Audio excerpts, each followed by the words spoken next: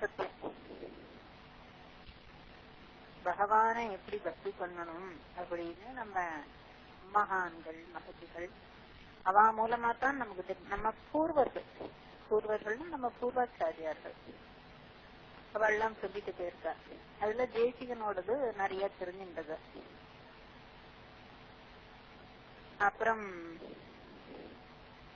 எல்லா இடத்துலயும் 108 திவ்ய தேசம்ங்கிறது மட்டும்தான் பகவானுடைய சங்கல்பத்தினாலே அந்த 108 இடத்துல இருக்கிறதுக்கு மூர்த்திகளுக்கு மட்டும்தான் அந்த விசேஷம். இப்ப மூளைக்கு மூளை கட்டுறாள்னா அதெல்லாம் ஒன்னும் விசேஷமே கிடையாது.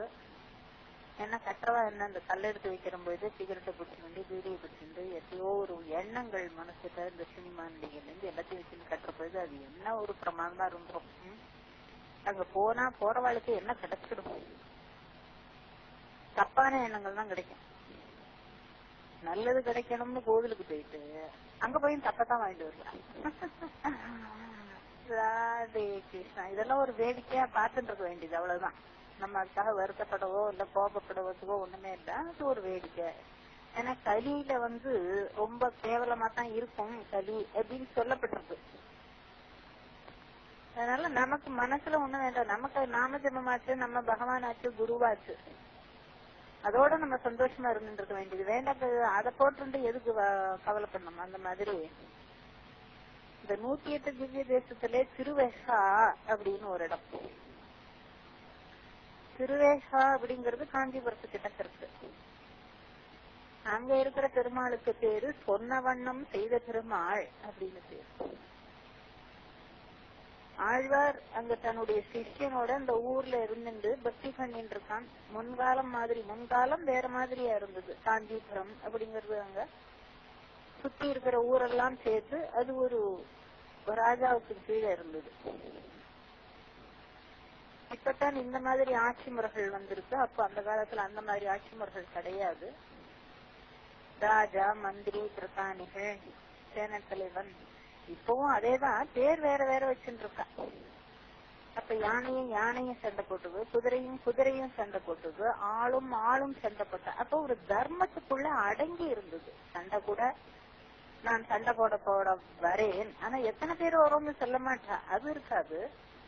ஆனா நாங்க இத்தனை நாளைக்கு நாங்க சண்டை போட வருவோம் அப்படின்னு நீ அதுக்கு தயாராயிருன்னு சொல்லிட்டு சண்டை போடுறதுக்கு வருவா. அதுக்குள்ள இவ தன்னை தயார்படுத்திப்பா. தன் ஊர்ல இருக்கிற கோட்டை கதவெல்லாம் மூடி யாரும் முள்ளுக்குள்ள வர முடியாம இருந்தது. வெளியில இருந்து சண்டை போட்டு யார் ஜெயிக்கிறாளோ அவ தோத்தவாள தனக்கு கப்பம் கட்டணும் அப்படின்னு வச்சுட்டு இருந்தா. இப்ப தெரியுமே, ஒரு கம்பெனிக்கு வேலைக்கு ஆள் எடுக்கிறான்னா இவ சிபாரிசு பண்ணி எடுக்க போக அந்த யார் வேலைக்கு அமைச்சு கொடுக்கறாளோ அந்த கம்பெனிக்கு பணம் கொடுக்கறது இன்னொரு கம்பெனி, இப்படி எல்லாம் இருக்க. அதே தத்துவம் தான் பேர்கள் மாறுது.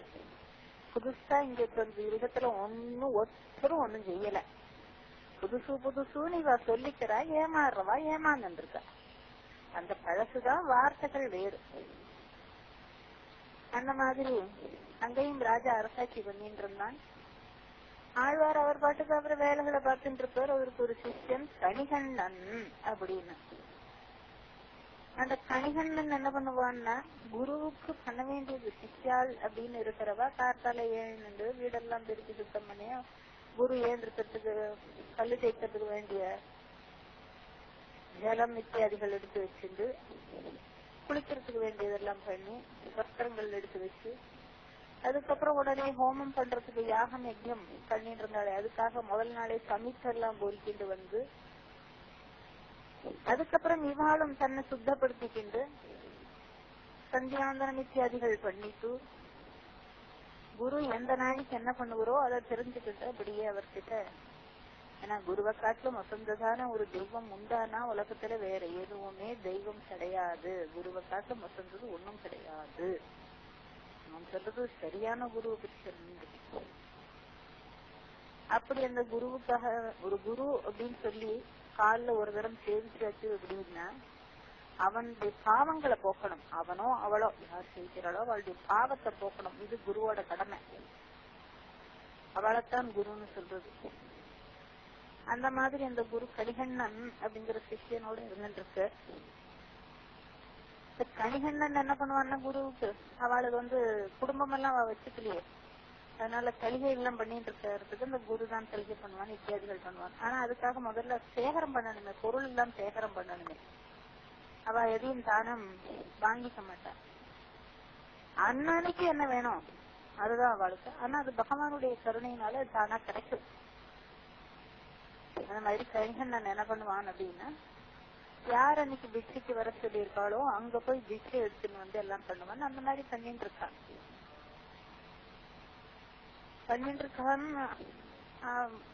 ஒரு குருவா அடைஞ்சாச்சுன்னா அதுக்கப்புறம் ராஜா கூட அவளுக்கு திருணம். ராஜா பதவியில இருக்கிற வரைக்கும் தானே அவன் ராஜாவா இருக்க முடியும். அதுக்கப்புறம் என்ன ஆவான்னு தெரியாது, அதுக்கு முன்னாடி என்னவா இருந்தான்னு தெரியாது. அதனால ராஜா கூட சரியா நாமஜபம் பண்ணி பக்தி பண்றவாளுக்கு ராஜா கை கட்டி சேவகம் பண்ணுவான், சந்தேகமே கிடையாது. அப்படி இதுக்கு முன்னாடி கணிகண்ணன் என்ன பண்றான் அப்படின்னாக்க, ஒவ்வொரு கிரகமா போய் யார் பிக்ஷைக்கு கூப்பிடுறாளோ இது பண்ணிங்க. அப்போ மேலேந்து இந்த ராஜா பாக்குறான்னு இந்த கணிகண்ணன் போயின்னு இருக்கான். அவனுக்கு விருத்தாபியமா எடுத்து தன்னுடைய சுயநலத்துக்காக யார் மூலமாவோ கேள்விப்பட்டேன்னா அதுக்கு பின்னாடி இன்னொரு கதை இருக்கு. யார் மூலமாவோ கேள்விப்பட்டு இந்த கணிகண்ணனை பிடிச்சா கணிகண்ணனுடைய குருவா இருக்கிறவாழ்கிட்ட போய் சேர்ந்தோமானால் தானும் நன்னா இருக்கலாமே அப்படிங்கறதுனால சுயநலத்து அடிப்படையில கணிகண்ணனை ராஜாங்கத்துக்கு அரண்மனைக்கு கூப்பிடுறான். மேலேந்து கணிகண்ணன் சொல்றான், உனக்கும் எனக்கும் என்ன கிடக்கு, எனக்கு என் பெருமாளாச்சு குருவாச்சு, நீ சொல்லி நான் வர வேண்டியது போயிடுறான். என்ன ஒரு திடம், ராஜாவுக்கிட்ட இவ்வளவு துணிச்சலா பேசணுமா இருந்தால் மனசுல அவ்வளவு திடம் இருந்தா மட்டும்தான் அந்த மாதிரி முடியும். இல்லைன்னா பயம்தான் வரும். ஐயோ ராஜா கூப்பிடுவான், தண்டனை கொடுத்துருவான், அவன் என்ன செய்ய சொன்னாலும் செஞ்சுன்னு உட்காந்து. ராஜா என்ன பெருமாளை சேவிக்கிறவனா என்ன ஒண்ணும் இல்லையே. அப்படி கணிகண்ணன் வரமாட்டேன்னு சொல்லிடுறான். பொண்ணைய பக்கத்துல இருக்கிறவன் சொல்ற, நாளைக்கு கூட இதே வழியாத்தான் போவான், நாளைக்கு கூப்பிட்டுக்கலாம் அப்படின்னு. சரி, அடுத்த நாளும் வருது. அடுத்த நாள் ராஜா கூப்பிடுறான். அப்பவும் சொல்றான், எனக்கு என்னுடைய பகவானும் குருவை தவிர எனக்கு உலகத்துல வேற எதுவும் உனக்கெல்லாம் நான் அடிபணியணும்னு அவசியம் இல்லை, வேணுமானா நீ கீழே இறங்குவா அப்படின்னு சொல்ல ராஜா கீழே இறங்கி தன் ஆளுகளை விட்டு கணிகண்ணனை உள்ளுக்குள்ள அழிச்சுன்னு போனான். அங்க போயிட்டு ராஜா சொல்றான், எனக்கு வேண்டியதை பண்ணணும், உன் குரு ஆயிடுச்சுங்க. அவன் சொல்றான், என் குரு எங்கேயுமே வரமாட்டார், குரு மனுஷாளுக்காக எதுவும் பண்ண மாட்டார், பகவானுக்கு பண்றதுதான். வேணுமானால் நீ அதை கேட்கிற முறை பிரகாரம் கேட்டா வேணா நீ வேணா அங்க போ அப்படின்னு உடனே ராஜாவுக்கு கோபம் வந்துடுறது. ஏன்னா பதவியில இருக்கும்போது இந்த அகம்பாவம் ஒண்ணு மனுஷாளுக்கு ரொம்ப பிடிச்சு ஆட்டும். நான் இந்த பதவியில இருக்கேன், அதனால எல்லாரும் எனக்கு கட்டுப்பட்டவா, அது அந்த நாளைக்கு எத்தனை நாளைக்கு இருக்காளோ அதுக்கு மட்டும்தான், அந்த பேப்பர்ல எழுதுற வரைக்கும் தான், சம்பளம் வாங்குற வரைக்கும் தான், அது புத்தியில போகாது வச்சிருக்கோம். இவன் தனக்கே எல்லாம் உரிமை அப்படின்னு நினைச்சுட்டு, ஆஹா அப்படியா இருந்தால் நீயும் உன்னுடைய குருவான ஆழ்வாரும் இந்த காஞ்சிபுர தேசத்துல இருக்கக்கூடாது, தேடணும் குருவுக்கு அப்படின்னு. உடனே கணிகண்ணன் இங்க இருந்து போறான், குரு கிட்ட சொன்னான், ஐயா இந்த மாதிரி நடந்து போச்சு ஆச்சாரியரே அப்படின்னு. உடனே ஆழ்வார் என்ன சொல்றது அப்படின்னா, அதுக்கு என்னடா போச்சு, அவளுடைய பாக்கியமானது தீங்கு போயிடுச்சு, அதனால இந்த ராஜ்யத்தை விட்டு இன்னொருத்துக்கு போனா போதும். ஏன்னாக்கா பக்தி பண்றவாளுக்கு எல்லா தேசமுமே அவளுக்கு சொந்தமானது. அவளுக்கு சொந்தம்ங்கிறது ஒரு இடம் இல்லை, உலகமே அவளுக்கு சொந்தம். அதனால வந்துதான் விஸ்வாமித்ரன், உலகத்துக்கே நண்பன் சில பேரு. அந்த பேர் எப்படி வந்ததுன்னா, எல்லாருக்கும் நண்பன், எல்லாரும் சொந்தக்கார, எல்லா நாடும் அவளோட நாடு, இந்த நாடுதான் தனக்குங்கிறது கிடையாது. ஏன்னா அவளுக்கு அந்த இடத்த விட்டுட்டு போயிட்டாக்கா அவளை பத்தி ஒத்துக்கணும் தெரியாது. அதே மாதிரி போறவ ஜீவிக்கவும் முடியாது, பக்தி பண்ற வளர்த்துக்குற. என்னடா போச்சு, வட வட நல்லதாச்சு, நம்ம கிளம்பி போயிட்டே இருக்கலாம் அப்படின்னு காஞ்சிபுரத்தை விட்டு கிளம்புறதுக்கு முன்னாடி, அந்த திருவேஷாவை விட்டு கிளம்புறதுக்கு முன்னாடி இங்க போய் சொல்ற, மணிவண்ணா நீயும் உன் பையனாக பாய் திருட்டிக்கோ, வா வா நான் போறேன் இந்த ஊரை விட்டு, இனிமே நமக்கு இங்க வேலையில வா அப்படின்னு. உடனே பகவான் படுத்துன்றத பகவான் விறுவிறுன்னு பாயை சுருட்டி இடுப்புல வச்சுக்கிட்டு முன்னாடி கடிகண்ணன் பின்னாடி ஆழ்வார், அதுக்கு பின்னாடி பகவான் 3 பேரும் வயல் வரப்புல நடந்து போறா. என்ன ஒரு பக்தி இருந்தால் பகவான் வசப்படுவான், பக்தி இருந்தால் தான் பகவான் வசப்படுவான், பக்தி இருந்தால் தான் குரு சிஷ்யாட்ட வசப்படுவார். அந்த மாதிரி போயிட்டு இருக்கா. சரி, ராஜாவும் கட்டளை பூசிட்டான். இவா 3 பேரும் கிளம்பி போயாச்சு. என்ன ஆச்சு அதுக்கப்புறம் அப்படின்னா, அந்த தேசத்துல இருந்த ஒரு மனுஷாளுக்கு கூட மனசுல சந்தோஷம் இல்லை. எங்கேன்னு அந்த துக்கம் வந்ததுன்னு தெரியல. ஒரே துக்கம். மழை பெய்யல, பயிரெல்லாம் வாடிச்சு, தரையெல்லாம் காஞ்சி வெடிச்சு போகும். இதெல்லாம் ரொம்ப சத்தியமான விஷயம். நடந்துதா அப்படின்னா கண்டிப்பா இப்பவும் அந்த மாதிரி இருக்கிறவளுக்கு அந்த மாதிரிதான் ஏற்படும். அந்த மாதிரி தரையெல்லாம் வெடிச்சு போகும். அப்புறம் இந்த ராஜாக்களா இருக்கிறவா இதெல்லாம் ஏன் இந்த துர்பிக்ஷம் எல்லாம் நடக்கிறதுன்னு அவ ஆலோசனை பண்ணணுமே. ஆலோசனை பண்ணும்போது ஒருத்தன் சொல்றாங்க, நீங்க ஆழ்வார் கணிகண்ணன் எல்லாரையும் நீங்க இது பண்ணிட்டு சொன்னவண்ணம் செய்துக்கீங்களா, அதனால ஆழ்வாரும் கணிகண்ணனும் இல்லாத இடத்துல பகவான் நான் இருக்க மாட்டேன்னு சொல்லி அவரும் பேச சொன்னவண்ணம் செய்த பெருமாள் ஆழ்வார் தடங்கி அவரும் ஊரை விட்டு போயிட்டார். அப்ப பகவானும் குருவும் இல்லாத தேசம் எப்படி இருக்குமோ அந்த மாதிரி இருக்கு. நீங்க திரும்பவும் அவன் இருக்கிற இடத்துல போய் காலில் வெயில விழுந்து அந்த மகான ஊருக்கு நீங்க அழிச்சுன்னு வந்தா உங்க தேசம் நல்லா இருக்கும் அப்படின்னு. ஆனா நல்ல வேலைக்கு ராஜாவுக்கு அந்த சமயத்துல அந்த புத்தி நல்லதா தோன்றது. அப்பவும் நல்ல வேலைக்கு அகம்பாவத்துல இல்ல அவன். ஏன்னா எத்தனை சொன்னாலும் கேட்காதவாதான் மனுஷன். அகம்பாவம் பிடிச்சி ஆடுற பொழுது அப்படி ஒரு ஆட்டம் இருக்கணும். எவ்வளவு சொன்னாலும் கேட்க மாட்டான். ஆனா அவனுக்கு ஏதோ கொஞ்சம் மகானுடைய கருணையும் இருந்தது. அவனுக்கும் புத்தி ஏதோ ஜென்மமா இருந்ததுல கொஞ்சம் நல்லது இருந்தது. அதனாலே அவன் உடனேயே ஆளெல்லாம் அனுப்பிடுறான். அவன் 3 பேரும் எங்க இருக்கான்னு பார்த்துட்டு வா.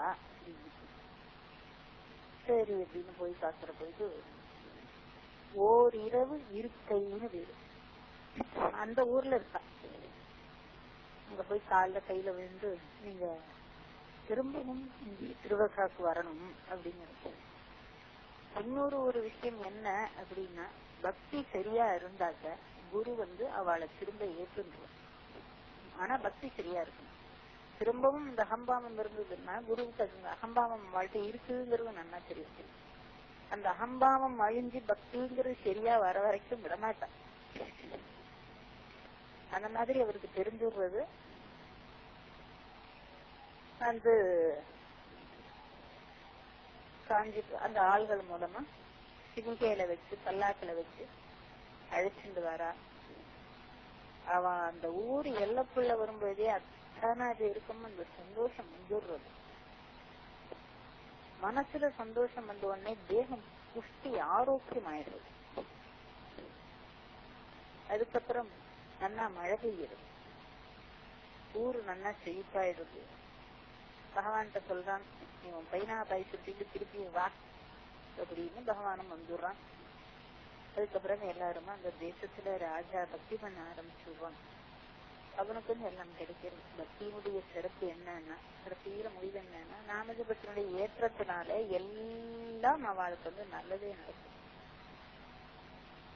அப்படிங்கிறது அந்த ராஜா இந்த மாதிரி திருவசா அப்படிங்கிற ஊர்ல நடந்த விசேஷம். இதெல்லாம் கேட்கிற போய்தான் பக்தினா என்ன பண்ணணும் அப்படிங்கிறது தெரியும். அதுக்காகத்தான் திரும்ப திரும்ப என்ன சொல்றானா, சத்சங்கம் பண்ணுங்கோ சத்சங்கம் பண்ணுங்கோ அப்படின்னு சொல்றது. என்னன்னா, மனுஷாலா ஏறிட்டு பண்ணும்பொழுது வெள்ளம் பண்ணிட பண்ண முடியும். வாய்ப்பாடு கத்துண்டாத்தான், இங்கிலீஷ கத்துண்டாத்தான், ஹிந்தியை கத்துண்டாத்தான், ஏன்னா கம்ப்யூட்டர் கத்துண்டாத்தான் வாழ்க்கை இருக்குங்கிற பொழுது அதுல அவளுக்கு ஒரு நிர்பந்தம் இருக்கிறதுனால அவளே கத்துன்றா எல்லாத்தையும். அதுக்கு யாரும் அவ்வளவு சொல்ல வேண்டிய அவசியம் இருக்கிறது இல்ல. ஆனா இந்த விஷயத்துக்கு சொல்லணும். சொல்லி சொல்லி சொல்லி சொல்லி சொல்லித்தான் அவளுக்கு அந்த இன்ஜெக்ஷன் போட்டு வியாதியை தீர்த்து உடம்ப நன்னாக்குறாளே, அந்த மாதிரி இந்த பக்தி நாம ஜபம்ங்கிற இன்ஜெக்ஷன் போட்டாதான் போட்டுட்டே இருக்கணும், அப்பதான் இந்த பக்தி சரியா வரும்.